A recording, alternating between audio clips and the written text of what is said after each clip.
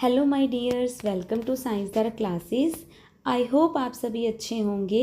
Today we will start the chapter 2 and the chapter name is cell, the building block of life.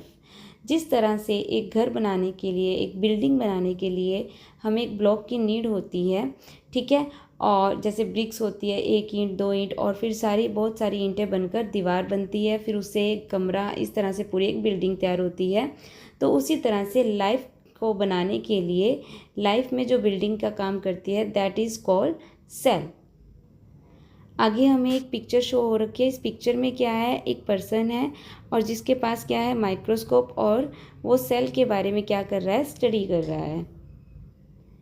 So before starting the chapter, यहाँ पे आपको think it over दे रखा है। It means आपको कुछ चीज़ें पहले खुद से सोचनी है। So let's think and first question is where does a cell come from, कि जो सेल है वो कहाँ से आते हैं। तो आपको क्या लगता है कि सेल कहाँ से आते होंगे? कोई भी चीज़ पहले कहीं पर होगी तभी वो आती होगी। तो सेल कहाँ से आए होंगे? पहले कोई सेल हुआ होगा, ठीक है, फिर उससे कोई नया सेल बना होगा, ऐसा कुछ हुआ होगा, ठीक है। Next question is how have technological interventions facilitated the creation of new knowledge in understanding the world beyond naked eye, कि किस तरह से how have technological interventions facilitated, मतलब ऐसी टेक्नोलॉजी जो हमें मिल गई है, कैसे उसने facility the the creation of new knowledge, एक नई नॉलेज को क्रिएट करने में, in understanding the world beyond necked आई, कि जो हम एक ऐसी दुनिया जो नेक्ड आई से बियॉन्ड है, मतलब जो हमारे नेक्ड आई से, नेक्ड आई मतलब जो हम नॉर्मल आंखों से देखते हैं उनसे हम नहीं देख सकते, उससे दूर, वो कहीं दूर परे एक दुनिया है, एक वर्ल्ड है जिसको हम देख रहे हैं, उसका जो नया ज्ञान हमें मिल रहा है। ऐसी टेक्नोलॉजी कैसे इन्वेंट हुई? तो कैसे इन्वेंट हुई होगी?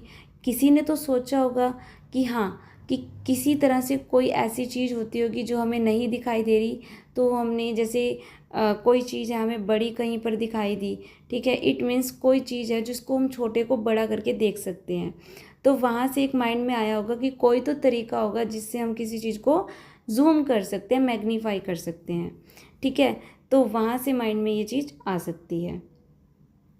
Next is how is the cell structure and functional unit of life, कि जो सेल है वो कैसे एक लाइफ के लिए स्ट्रक्चरल और फंक्शनल यूनिट है। कैसे हो सकता है?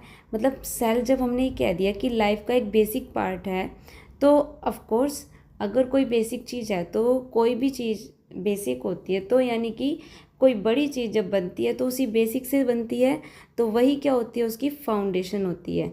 अगर फाउंडेशन है और इसका कुछ ना कुछ फिर क्या होगा, स्ट्रक्चर भी होगा और इसका कुछ फंक्शन भी होगा, और लाइफ की ये स्मॉलेस्ट यूनिट तो है ही, ठीक है। तो इसको हम इस तरीके से कुछ बोल सकते हैं, जस्ट ये हम अभी तक सोच रहे हैं ऐसा कुछ होता होगा। अब आपके सामने कोई भी मैटर, कोई भी सब्सटेंस, कोई भी चीज़ अगर आप देखते हो तो उसका कुछ ना कुछ तो यूज़ होता ही है, कोई तो कोई काम होता ही है, उसकी कोई ना कोई शेप होती है, तो शेप मीन स्ट्रक्चर एंड उसका जो काम है that is function. Next is how does a cell multiply, कि एक सेल जो है वो अपने आप को मल्टीप्लाई कैसे कर रहा है, मतलब अपनी ग्रोथ कैसे कर रहा है, कि एक सेल से दूसरा सेल कैसे बना होगा, दूसरा, तीसरा। नेक्स्ट ऐसे जो इसकी सेल की जो मल्टीप्लिकेशन है, सेल के नंबर्स जो है वो कैसे इंक्रीज़ हुए होंगे, कैसे इंक्रीज़ होएंगे, तो इसमें भी कोई ना कोई प्रोसेस लगी होगी, ठीक है। और उस प्रोसेस के थ्रू एक सेल से दूसरा सेल बना होगा, और हो सकता है एक से ही दो तीन इकट्ठे बने होंगे। तो इस तरह से कुछ तो प्रोसेस रही होगी जिससे एक सेल से नए सेल बनते होंगे। तो ये तो सब हमने सोचा खुद से कि इस तरह से कुछ पॉसिबल हो सकता है। तो अब हम चैप्टर के अंदर डिटेल करेंगे और इन क्वेश्चन के एक्चुअल आंसर को जानने की कोशिश करेंगे। सो नेक्स्ट इज, हम चैप्टर स्टार्ट कर रहे हैं। It is widely accepted Among Us the scientific community that life originated in water. It is widely, widely means होता है कि एक बड़े नंबर पे, लार्जली, ब्रॉडली, ठीक है, ये कॉमनली आम बात है कि बहुत सारे लोग ऐसे हैं जो क्या करते हैं, एक्सेप्ट करते हैं अमंगस द साइंटिफिक कम्युनिटी मतलब साइंस सब्जेक्ट से रिलेटेड जितने भी लोग हैं उनमें मैक्सिमम लोग ऐसे हैं जो इस चीज़ को एक्सेप्ट करते हैं that life originated in water, कि जो लाइफ है वो कहाँ से स्टार्ट हो रही है, वाटर से स्टार्ट हो रही है।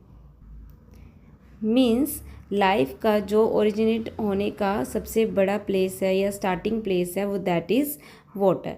सम researchers believe that life may have originated in some water pools with changing environmental conditions rather than in oceans।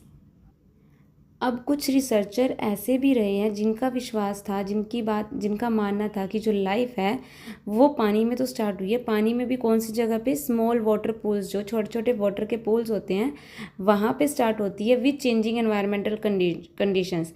क्योंकि वहाँ पे मतलब कंडीशन, एनवायरमेंटल कंडीशन, एनवायरमेंट जो है वहाँ का धीरे धीरे चेंज होता रहता है और वहाँ पर वाटर पूल्स के अंदर जो लाइफ है स्टार्ट होती है। रेदर देन इन ओशन, मतलब कि ओशन में नहीं होती, ओशन की बजाय छोटे पूल्स में वाटर के लाइफ स्टार्ट होती है। Hot springs are examples of such environments. जो ये हम एनवायरनमेंट की बात कर रहे हैं उसके लिए एक एग्जाम्पल है हमारे पास, हॉट स्प्रिंग्स। हॉट स्प्रिंग्स के बारे में इन्होंने एक एग्जाम्पल दिया है। In India, the hot springs of Puga Valley in Ladakh may maintain very high temperatures nearly at the boiling point of water even in a cold climate। तो उन्होंने example दिया कि जो हॉट स्प्रिंग्स हैं वहाँ पर ये ऐसा एनवायरनमेंट मिल सकता है। और हॉट स्प्रिंग इंडिया में कहाँ पे मिलती है, पुगा वैली में, जो कि लद्दाख में प्रेजेंट है। मेंटेन वेरी हाई टेम्परेचर, कि वहाँ पर पुगा वैली के अंदर हॉट स्प्रिंग्स होते हैं जहाँ पर एक हाई टेम्परेचर मेंटेन होता है और वो हाई टेम्परेचर इतना होता है near at the boiling point of water, water के बॉइलिंग पॉइंट यानी कि 100 डिग्री सेल्सियस के अराउंड जो है वहाँ पे टेम्परेचर प्रेजेंट होता है। इवन इन कोल्ड क्लाइमेट, यानी कि ठंडे मौसम में भी जाएंगे तब भी वहाँ पे हाई टेम्परेचर इतना देखने को मिलता है। These environmental condition seems to be similar to those on the early earth about 3.5 million years ago. तो ये जो एनवायरमेंटल कंडीशन है जो हम हॉट स्प्रिंग्स में देख सकते हैं वो सिमिलर है, कि ऐसा माना जाता है कि जो पहले की स्टार्टिंग, जब अर्थ स्टार्ट हुई थी, मतलब स्टार्टिंग में अर्थ में जो लाइफ स्टार्ट हुई थी अर्थ के ऊपर, तब स्टार्टिंग में कंडीशन कुछ इस तरह से थी कि जो हॉट स्प्रिंग की तरह जो है सिमिलर लगती थी। अबाउट 3.5 बिलियन ईयर्स अगो, इतने टाइम पहले की ये बात कर रहे हैं। The organisms living in these hot springs are mostly heat-loving bacteria। अब वो कह रहे हैं कि जो ऑर्गेनिज्म इस हॉट स्प्रिंग्स में ओरिजिनेट होते हैं, पैदा होते हैं, वो कैसे होते हैं, हीट लविंग बैक्टीरिया। वो इस तरह के बैक्टीरिया होते हैं जो हीट को पसंद करते हैं, यानी कि हीट वाले एनवायरनमेंट में वो अच्छे से ग्रोथ कर पाते हैं। और इस तरह के बैक्टीरियाज को हम क्या बोलते हैं, थर्मोफाइल्स। थर्मो वर्ड हम यूज़ करते हैं हीट के लिए, ठीक है, और फाइल वर्ड यूज़ करते हैं लव के लिए। तो जो हीट लविंग बैक्टीरिया है उनको हम क्या बोलते हैं, थर्मोफाइल्स, विच आर यूनिसेलुलर। और जो ये बैक्टीरिया होते हैं कैसे होते हैं, यूनिसेलुलर बैक्टीरिया होते हैं। इट मीन्स एक सेल से ही पूरा बैक्टीरिया जो है बना होता है। Scientists from the Birbal Sahni Institute of Paleosciences, Lucknow, studied these hot springs, found that calcium carbonate formed rapidly around them। Lucknow के एक इंस्टीट्यूट में साइंटिस्ट ने स्टडी किया हॉट स्प्रिंग्स को, ठीक है, जो ऊपर बात हो रही थी बैक्टीरिया की जो कि यूनिसेलुलर थे, यानी कि एक सेल से बने हुए। तो वहाँ से उसके बारे में स्टडी करते हुए उन्होंने समझ आया कि कैल्शियम कार्बोनेट की लेयर बनती है बहुत जल्दी जल्दी वहाँ पर उसके चारों तरफ, ठीक है, बैक्टीरिया के। दिस डिपॉजिट में है protected early organic molecule from harmful radiation and extreme condition.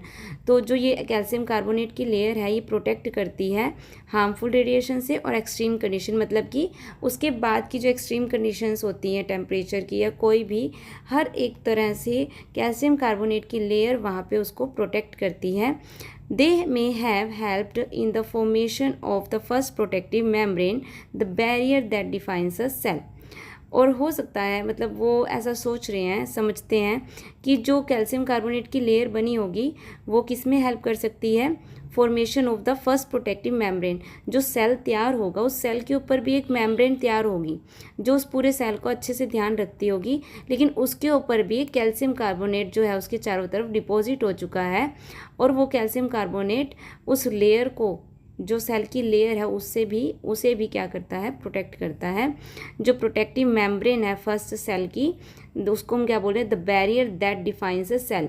वो एक ऐसा बैरियर है जो डिफाइन करता है कि ये पूरा एक क्या है, सेल है। मान लो ये एक लेयर बन गई, ठीक है, और ये लेयर जो है इसके अंदर सारा कुछ काम हो रहा है, ठीक है, तो ये पूरा का पूरा क्या हो गया, एक सेल हो गया, और इसकी चारों तरफ ये एक लेयर होगी। इसको हम क्या बोल रहे हैं, मेम्ब्रेन। मेम्ब्रेन यानी कि एक तरह से परत चढ़ना, ठीक है, और ये एक बैरियर की तरह काम करती है, और इसी से हमें क्या पता चल रहा है, एक सेल का पता चल रहा है कि अच्छा ये एक सेल है। इस तरह से एक और पड़ा होगा तो मतलब यहाँ पे ये जो लाइन है, ये जो लेयर है, ये बता रही है कि इतना साइज़ है सेल का, इस शेप का है, तो ये एक सेल हो गया, ये एक सेल हो गया, ऐसे एक और पड़ा होगा, ये सेल हो गया।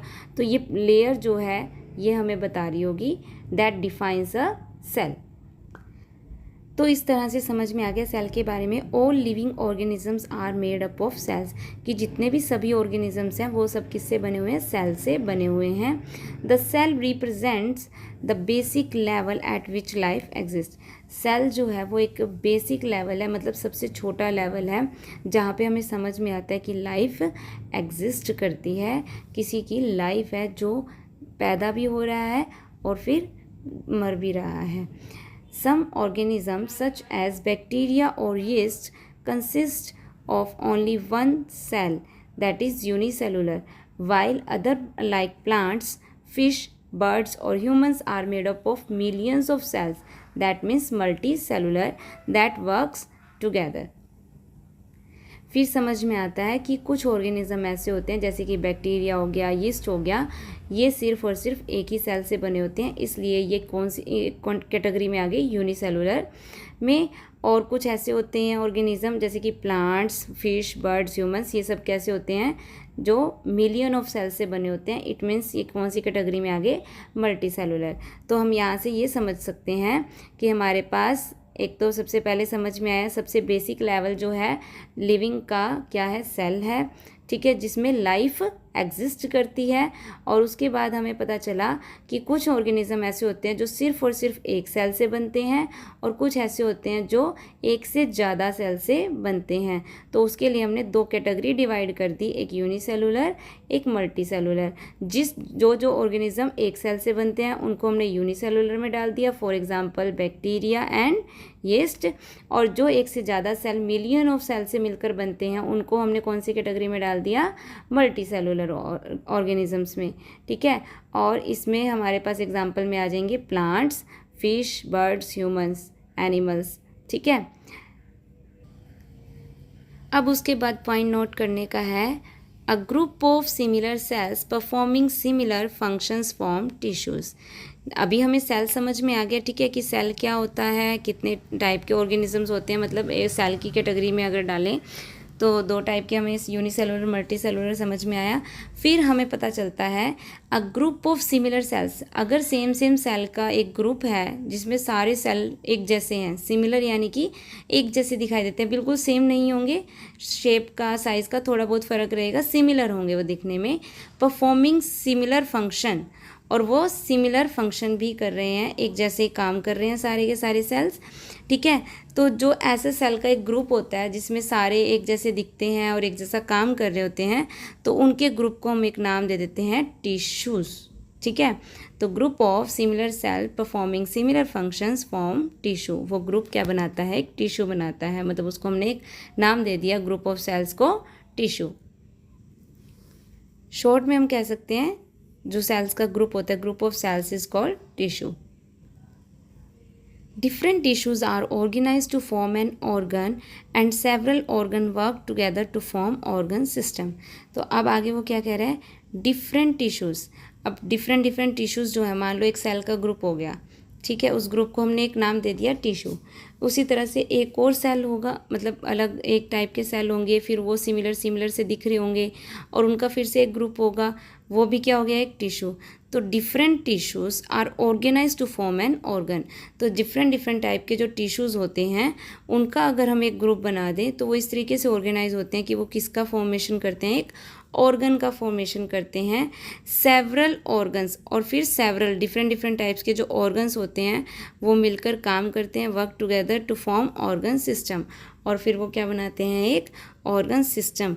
ऑर्गन सिस्टम जैसे कि सच एज नसल पॉर्स, नसल कैविटी, ट्रैकिया एंड लंग्स, ठीक है, और फॉर्म रेस्पिरेटरी सिस्टम। फिर इन्होंने अब क्या बना दिया, एक ऑर्गन सिस्टम यानी कि रेस्पिरेटरी सिस्टम बना दिया। डिफरेंट ऑर्गन्स थे, ठीक है, और इन्होंने मिलकर एक ऑर्गन सिस्टम बनाया, respiratory system. Even when cells are organized into tissues, organs and organ system, the cell remains the fundamental unit of structure and function in all living organism. कि जो भी सेल्स होते हैं, जितने भी सेल्स होते हैं वो मिलकर क्या बनाते हैं, टिश्यू, फिर organ system.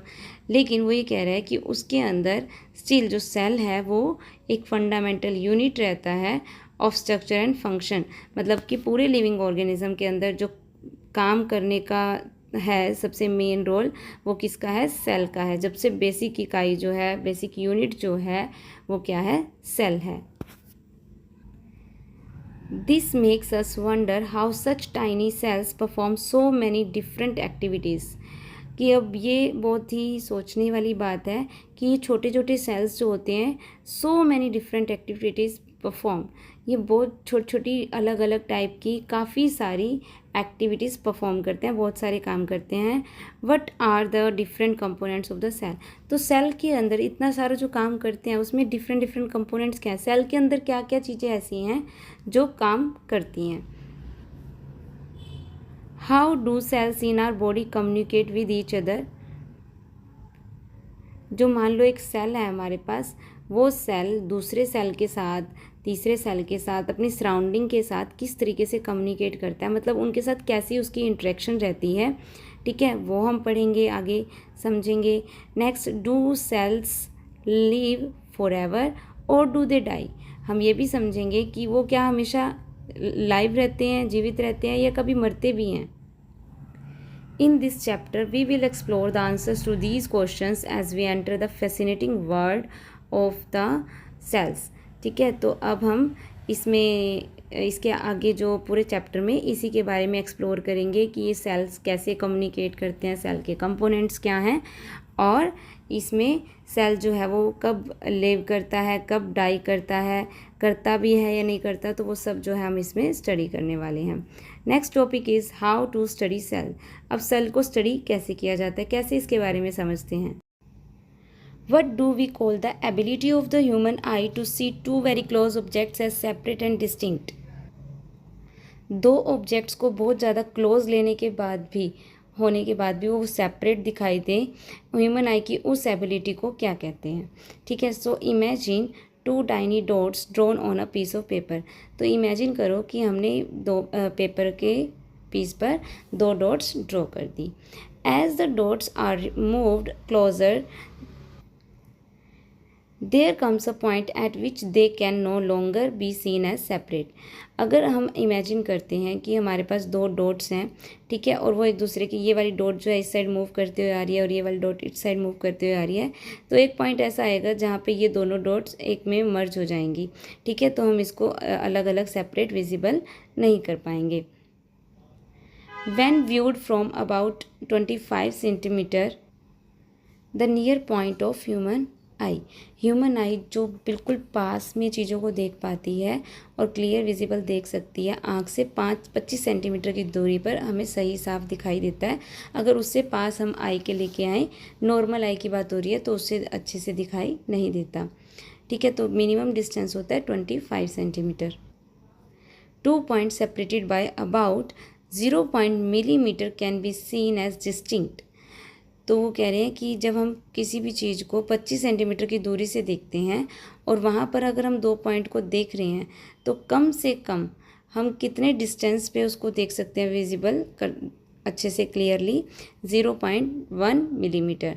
Otherwise they appear as a single point, otherwise हमें वो कैसी दिखाई देंगे, एक सिंगल पॉइंट की तरह दिखाई देंगे।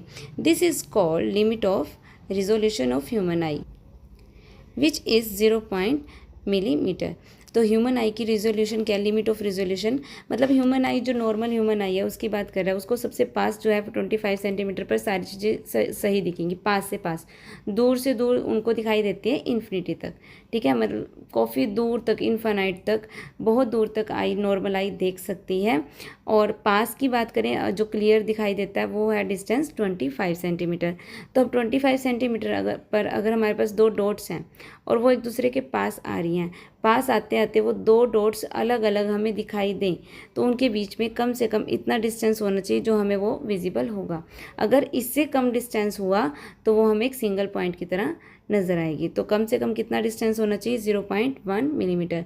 तो यही क्या है ह्यूमन आई की लिमिट ऑफ रिजोल्यूशन, कि इससे ज़्यादा वो दो चीज़ों को अलग करके दिखा नहीं सकता, कम से कम इतना डिस्टेंस वो होना चाहिए।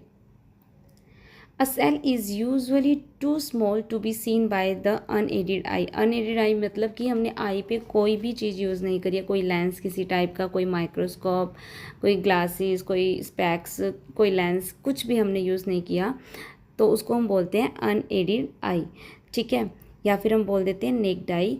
तो वहाँ से अगर हम देखें तो सेल जो है उसको देखने के लिए बहुत ज़्यादा छोटी चीज़ है, हम उसको नहीं देख सकते। ये फिगर 2.1 दे रखा है आपको, ठीक है, जिसमें आपको दिखा रखे हैं सेल दिखा रखा है। ये रहा most plants and animal cell, ठीक है, तो आपको ये दिखाई दे रहे होंगे plant cell and animal cell. तो इस जो साइज़ है, इस साइज़ में आपके पास सेल्स आ जाते हैं। फिर इससे भी छोटे जो होते हैं nucleus bacteria, smallest bacteria, virus है जो इससे भी ज़्यादा स्मॉल। आपके पास पूरी कंप्लीट टेबल ये दे रखी है, ठीक है, तो इसमें आपके पास 1 किलोमीटर से लेके पूरा 0.1 नैनोमीटर तक के डिस्टेंस में दिखा रखा है कि ये चीज़ें आपको दिखाई देती हैं, ठीक है, विदाउट एनी स्पेक्स और सब कुछ, ठीक है। और धीरे धीरे जैसे माइक्रोस्कोप या धीरे धीरे हम उसको मैग्नीफाई करते जाते हैं, जिसमें हम कोई ना कोई लेंस का यूज़ करते हैं, तो इस तरीके से हमें एक स्मॉलेस्ट पार्ट भी दिखाई देता है। Size of the objects and its visibility through unaided to aided eye. Unaided मतलब जो चीज़ें हमें नॉर्मल आई से दिखाई दे रही हैं, टू एडेड आई जिसमें हम कुछ ना कुछ माइक्रोस्कोप जैसे या लेंस यूज़ करके उनको चीज़ों को देख पा रहे हैं। तो यहाँ पर हमें 1 किलोमीटर के डिस्टेंस पे भी, जैसे हम अगर स्काई की तरफ देखें तो 1 किलोमीटर के डिस्टेंस तक हमें काफ़ी चीज़ें दिखाई दे जाती हैं, ठीक है। उसके बाद हमें 100 मीटर के डिस्टेंस की अगर हम बात करें या साइज़ की बात करें तो उसमें हमारे पास रॉकेट, ट्री, ये सब चीज़ें आती हैं और ये हमें विजिबल हो जाती है। 10 मीटर की डिस्टेंस की बात करते हैं, ठीक है, तो यहाँ पे हमारे पास ह्यूमन हाइट की बात करें वो हमें दिखाई दे जाता है। बर्ड्स हैं वो दिखाई दे जाते हैं।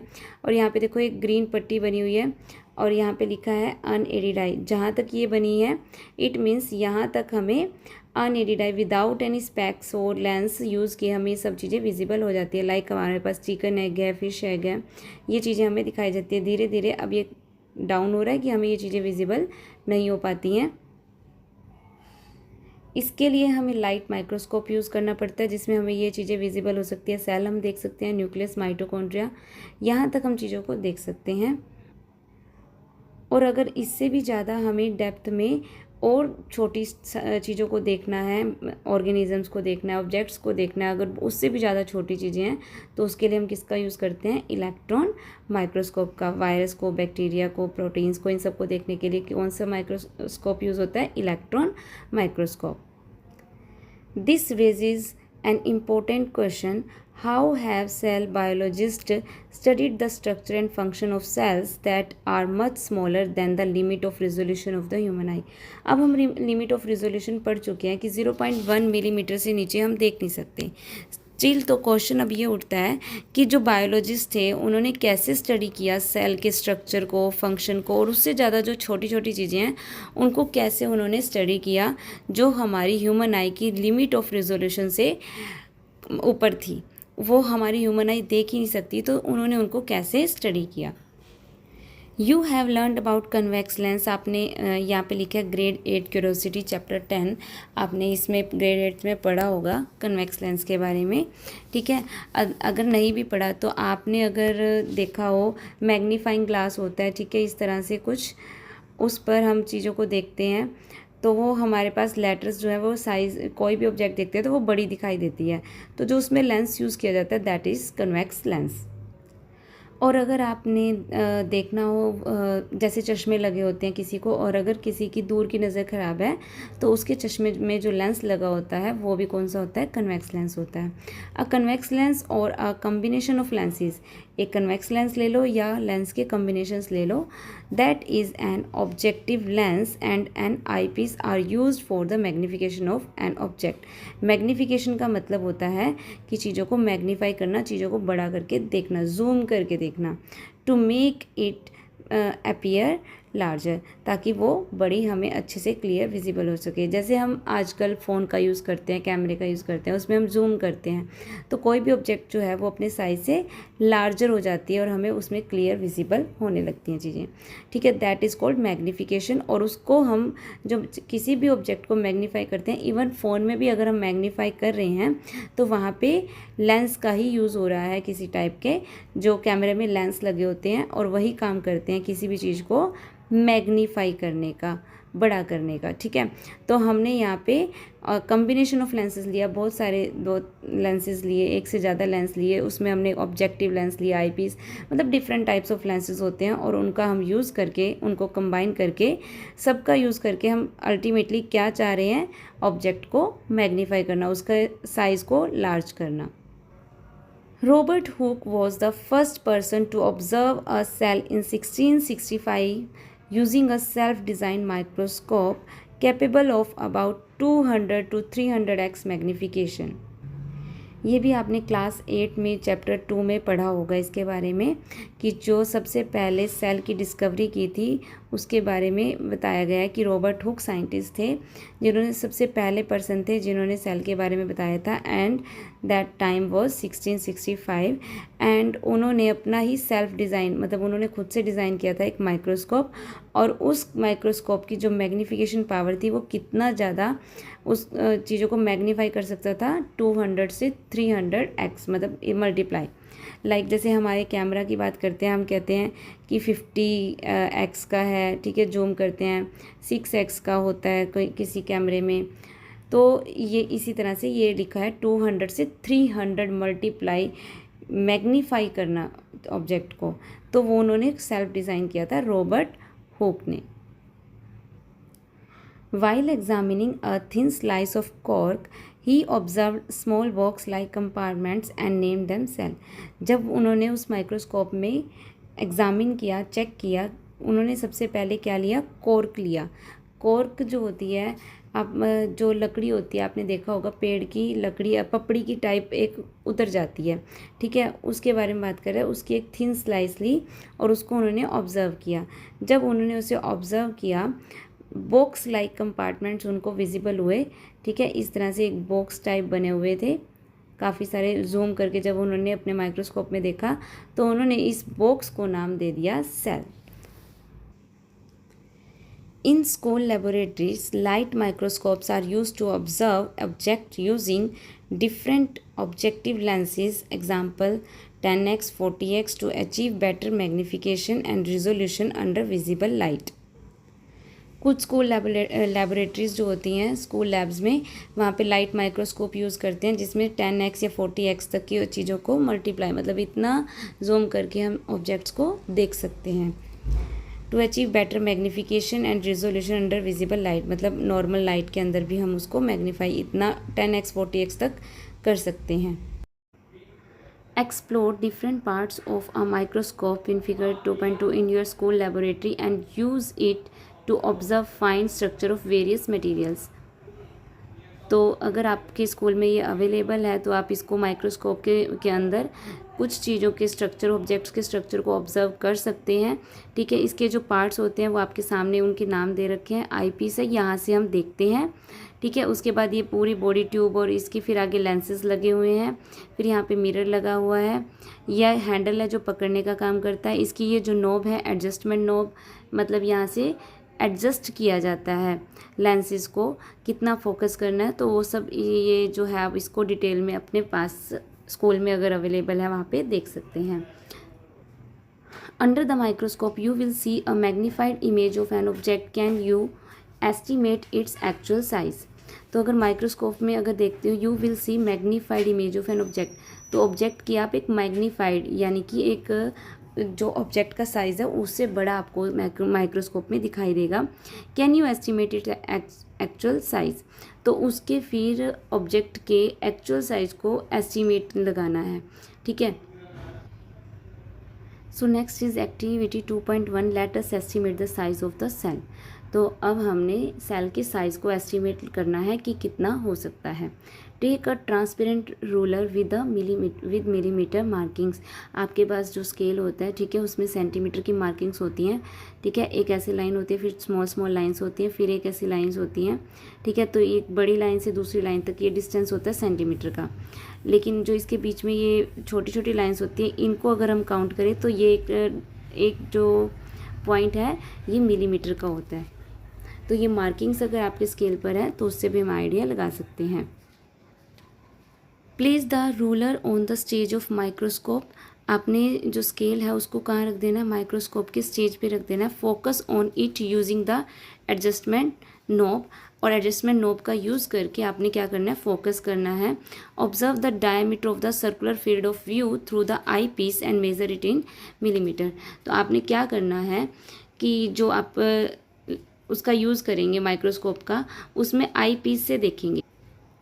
जैसे आपके पास ये आई पीस है, यहाँ से आप अपनी आई से इसके अंदर देखेंगे और स्टेज पे आपने क्या रखना है, स्केल रखना है। और जब आप इसमें देखेंगे तो आपने देखना है कि आपको एक सर्कुलर जो है जगह दिखाई दे रही होगी खाली, वहाँ पे अगर आप स्केल रखेंगे, स्केल का आपको डिस्टेंस दिखाई देगा, तो उसमें आपने क्या करना है, इस जो सर्कुलर शेप आपको दिखाई देगी उसका डायमीटर स्केल की हेल्प से मेज़र करना है और उसकी मेज़रमेंट को मिलीमीटर में लेंगे। Convert the diameter from millimetre to micrometre, और फिर उस लेंथ को मिलीमीटर से माइक्रोमीटर में चेंज कर देंगे। जैसे हम मीटर से सेंटीमीटर में चेंज करते हैं, ठीक है, तो उसी तरह से सेंटीमीटर से मिलीमीटर या माइक्रोमीटर में मतलब हमें माइक्रोमीटर तक चेंज कर लेना है। Suppose the diameter of visible field is 5 millimetre. अब मान लो जो आप इसके अंदर आई लेंस में आई पीस से देख रहे थे, ठीक है, आपको जो जगह दिखाई दे रही थी वो सर्कुलर शेप में इतनी दिखाई दे रही थी, और उसका अगर आप डायमीटर आप स्केल से चेक कर रहे थे, दैट इज़ 5 मिलीमीटर। इसका मतलब क्या है कि माइक्रोमीटर में वो कितनी होगी, 5 × 1000, इट मीन्स 5000 माइक्रोमीटर हो गया है वो ये लेंथ। ठीक है, जो अगर आई पीस में आप देख रहे हैं। Remove the ruler and place N onion peel slide on the stage of microscope.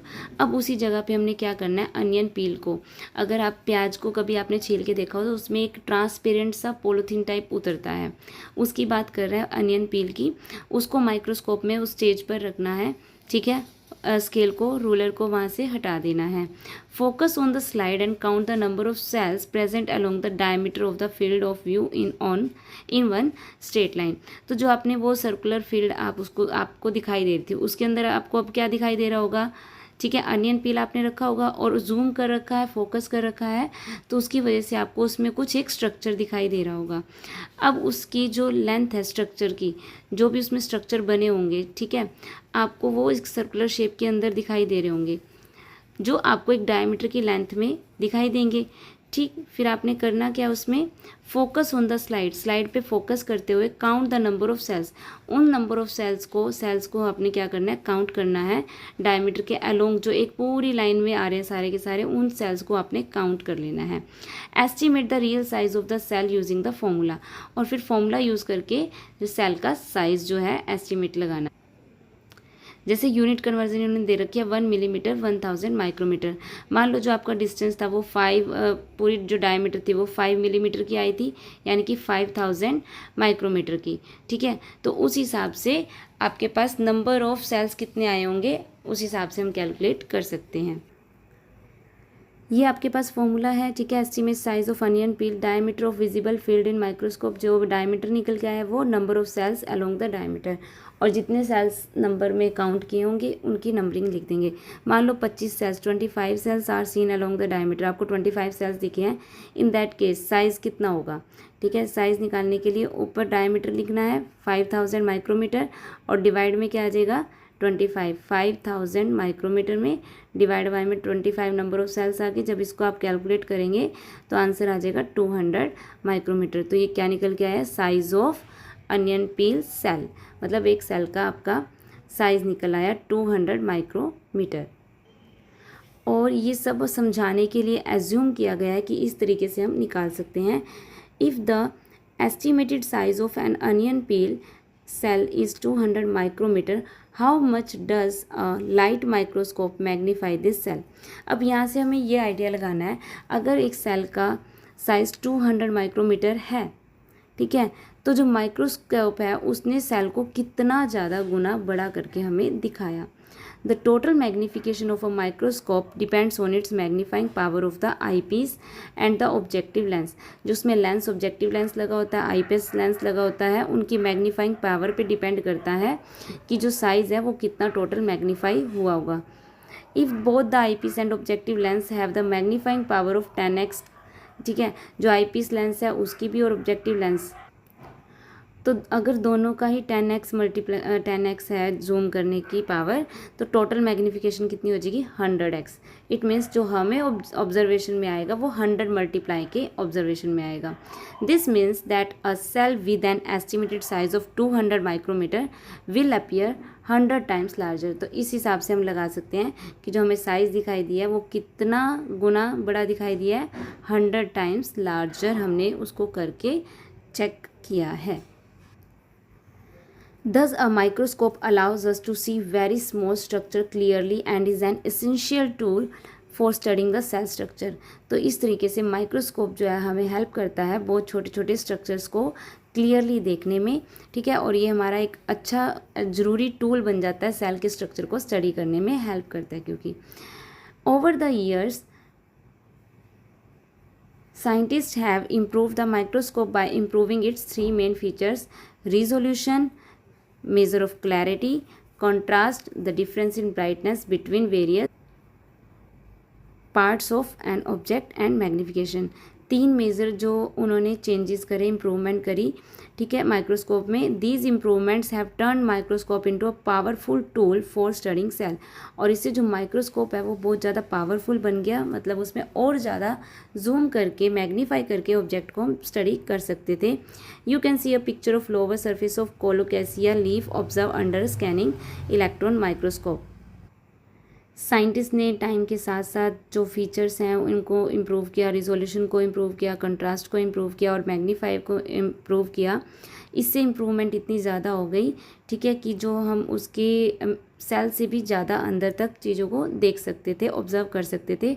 और एग्जांपल के लिए उन्होंने एक पिक्चर दिखा रखी है कि इलेक्ट्रॉन माइक्रोस्कोप जो सबसे ज़्यादा पावरफुल माइक्रोस्कोप है, स्कैनिंग इलेक्ट्रॉन माइक्रोस्कोप, उसकी हेल्प से एक पिक्चर आपके सामने है। ठीक है, इसको ये पिक्चर जो है वो ले रखी है उन्होंने कोलोकेसिया लीफ की। कोलोकेसिया लीफ वो होते हैं, आपने सुना होगा आक के पत्ते या अरबी का पत्ता, ठीक है, उसको बोलते हैं। और उसकी पिक्चर जो है आपके सामने दिखा रखी है, ये इसमें स्टोमेटा दिखा रखा है। ये बहुत ज़्यादा जूम करके चीज़ हमें दिखा रखी है, electron micrograph of lower surface of colocasia leaf showing stomata, जिसमें हमें स्टोमेटा दिखा रखा है। नेक्स्ट हमारे पास ये है ready to go beyond an electron microscope. Electron microscope के बारे में बात कर रहे हैं, ठीक है। इसमें क्या लिखा है, अपार्ट फ्रॉम लाइट माइक्रोस्कोप, जो लाइट माइक्रोस्कोप होते हैं उसके अलावा scientist also use powerful electron microscope. Scientist use करते हैं पावरफुल इलेक्ट्रॉन माइक्रोस्कोप को that reveal the fine details of a cell structure. इसमें जो है सेल के पूरे अंदर तक अच्छे से पूरा स्ट्रक्चर जो है इसका रिवील हो जाता है, मतलब दिखाई दे जाता है। These instruments use a beam of electron instead of light to produce highly magnified images allowing us to see cell structure at the nanometer scale with remarkable clarity. A nanometer is 1 billionth of a meter. ये कह रहा है कि जो light microscope है उसके अलावा scientist जो हैं इलेक्ट्रॉन माइक्रोस्कोप का भी यूज़ करते हैं। उसमें जो सेल का स्ट्रक्चर है वो प्रॉपर अच्छे से डिटेल्स में उसके दिखाई दे जाता है। दीज इंस्ट्रूमेंट्स, इस इंस्ट्रूमेंट में एक्चुअली में होता क्या है, use a beam of electron की एक बीम यूज़ की जाती है इंस्टेड ऑफ लाइट, मतलब नॉर्मल लाइट का यूज़ ना करके इसमें एक इलेक्ट्रॉन की बीम यूज़ की जाती है to produce highly magnified image, जो इमेज को मैग्नीफाई करके दिखाती है। Allowing us to see cell structure, और जो हमें हेल्प करती है सेल के स्ट्रक्चर को देखने में एट नैनोमीटर स्केल, मतलब हम नैनो लेवल पे जाकर उनको चीज़ों को देख पाते हैं विद रिमार्केबल क्लैरिटी, और बहुत ज़्यादा क्लियर जो है चीज़ें दिखाई देती है। नैनोमीटर, एक नैनोमीटर कितना होता है, एक नैनोमीटर अगर हम बात करें 10⁻⁹ मीटर, ठीक है। इट मीन्स 1 मीटर से 10⁹ इतना ज़्यादा छोटा। 10⁹ कितना, यानी 1 के पीछे इतनी ज़ीरो लगानी पड़ेंगी, 9, ठीक है। 9 ज़ीरो लगाने के बाद आपके पास जो ये नंबर बना है, इतने टाइम्स 1 मीटर से इतने टाइम छोटी चीज़ को हम देख सकते हैं, जिसको इन्होंने लिखा है nanometre is 1 billionth of a metre. जो ये नंबर है, अगर एक के पीछे हम 9 ज़ीरो लगाते हैं तो 1 बिलियन के अराउंड ये बनता है नंबर। इतना टाइम्स छोटा, 1 बिलियन टाइम छोटा स्ट्रक्चर हम देख सकते हैं। Thank you so much. अगर आपको वीडियो पसंद आई हो, मेरा पढ़ाना आपको अच्छा लगा हो, तो please like, share and subscribe. Thank you.